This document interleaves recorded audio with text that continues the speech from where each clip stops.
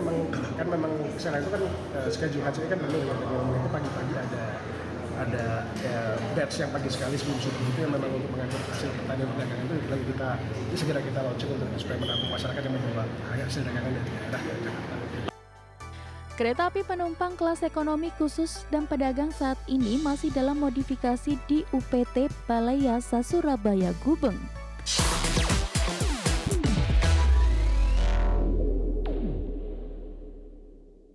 Wakil Menteri BUMN Kartiko Wirjoatmojo memastikan saat ini PT Kereta Api Indonesia Persero tengah mempersiapkan gerbong kereta kelas ekonomi khusus para petani dan pedagang. Ya, nantinya desain gerbong kereta mengedepankan akses ruang angkut yang luas agar memudahkan pergerakan petani dan pedagang di dalam kereta.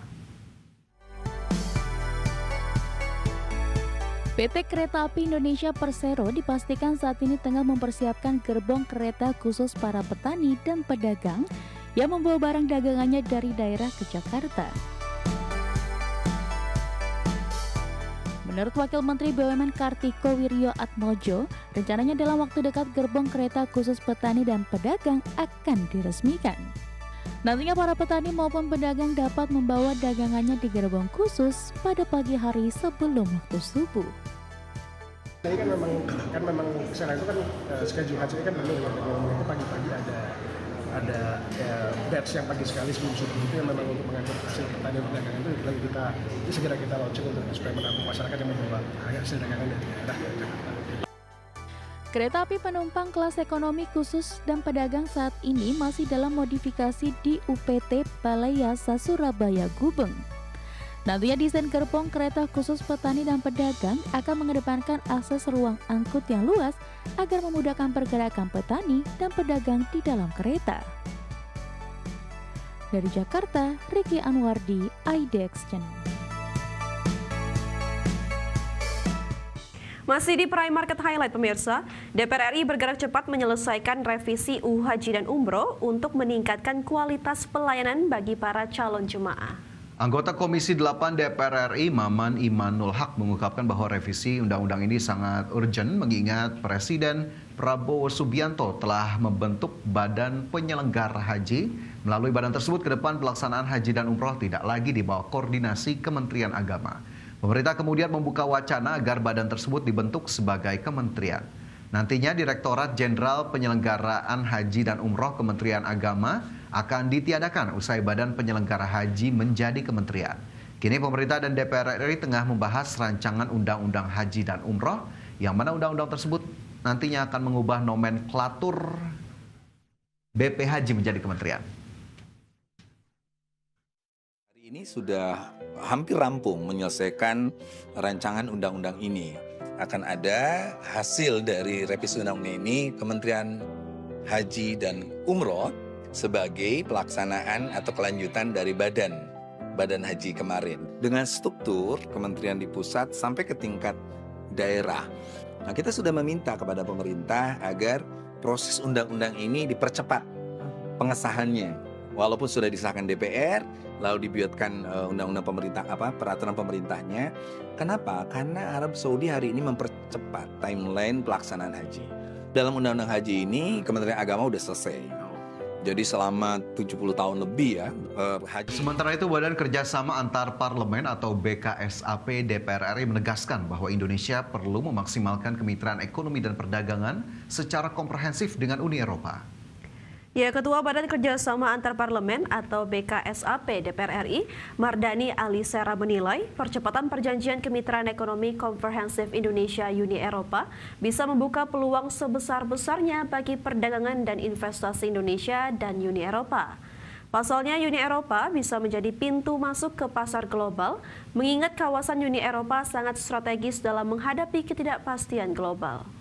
Untuk itu, dengan nilai perdagangan mencapai 30,2 miliar dolar Amerika Serikat pada 2024 dan tren pertumbuhan tahunan sebesar 5,7% sejak 2019, kemitraan strategis dalam EU-SEPA mampu mendorong peningkatan perdagangan dan pertumbuhan ekonomi nasional. Selain itu, WTO berharap perdagangan Uni Eropa terhadap Indonesia bisa menghapus tarif bea masuk. Dagang Indonesia sama Uni Eropa ini bisa optimal buat Indonesia, dan yang kedua kualitas hubungan antara Parlemen Indonesia dengan Uni Eropa, wabil khusus Parlemen Uni Eropa. Kita punya ongoing proses program kerjasama dengan Interpares. Interpares itu lembaga internasional di bawah Uni Eropa yang punya tugas melakukan pengembangan hubungan antara satu. Ya, selanjutnya pemirsa, panel World Trade Organization atau WTO mengeluarkan putusan yang mendukung posisi Indonesia atas sejumlah klaim utama dalam sengketa pengenaan bea masuk imbalan atau countervailing duties oleh Uni Eropa terhadap impor minyak sawit asal Indonesia. Atas putusan panel WTO tersebut, Indonesia akan mendapatkan akses pasar yang adil bagi komoditas unggulan crude palm oil. World Trade Organization atau WTO atau Organisasi Perdagangan Dunia resmi memutuskan sengketa perdagangan komoditas minyak sawit Indonesia setelah Uni Eropa memberlakukan bea masuk yang dinilai tidak sejalan dengan aturan WTO. Sengketa yang diajukan sejak tahun 2023 ini dalam putusannya, panel WTO merekomendasikan Uni Eropa agar menyelaraskan kebijakannya sesuai dengan Agreement on Subsidies and Countervailing Measure atau SCM Agreement. Alhasil, World Trade Organization mendukung posisi Indonesia atas sejumlah klaim utama dalam sengketa pengenaan bea masuk imbalan atau countervailing duties oleh Uni Eropa terhadap impor minyak sawit asal Indonesia. Menteri Koordinator Bidang Perekonomian Airlangga Hartarto menegaskan, bagi Indonesia Uni Eropa merupakan pasar penting untuk produk minyak sawit dan biodiesel. Putusan panel WTO semakin menegaskan posisi Indonesia dalam memperjuangkan akses pasar yang adil bagi komoditas unggulan nasional. Sekaligus hal ini memutuskan bahwa Uni Eropa perlu mencabut dumping dati biodiesel asal Indonesia. Di sisi lain, keputusan panel WTO tersebut tentu menjadi katalisator bagi perkembangan komoditas andalan ekspor Indonesia. Lebih lanjut, pemerintah menegaskan akan terus mengawal putusan tersebut dengan pendekatan solutif, mengutamakan kolaborasi internasional sekaligus memperjuangkan kepentingan nasional di kancah perdagangan global. Dari Jakarta, Tim Liputan IDX Channel. Sementara itu, Kementerian Perdagangan menilai dukungan Organisasi Perdagangan Dunia atau WTO terhadap Indonesia semakin memperkuat pasar ekspor produk sawit dan biodiesel Indonesia di pasar Uni Eropa.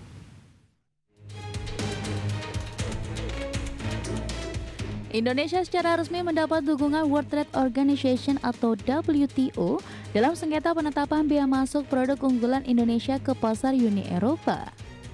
Atas putusan resmi WTO ini, Kementerian Perdagangan meminta agar Uni Eropa segera mencabut pengenaan bea masuk imbalan terhadap produk biodiesel asal Indonesia.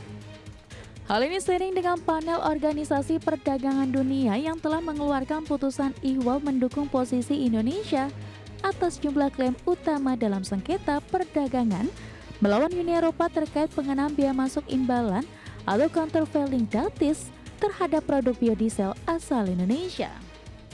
Direktur Jenderal Perundingan Perdagangan Internasional Kementerian Perdagangan Jatmiko Bris Wicaksono menegaskan, Uni Eropa harus menjalankan putusan resmi WTO dan berharap Uni Eropa segera mencabut bea masuk tambahan yang telah diberlakukan sejak 2019.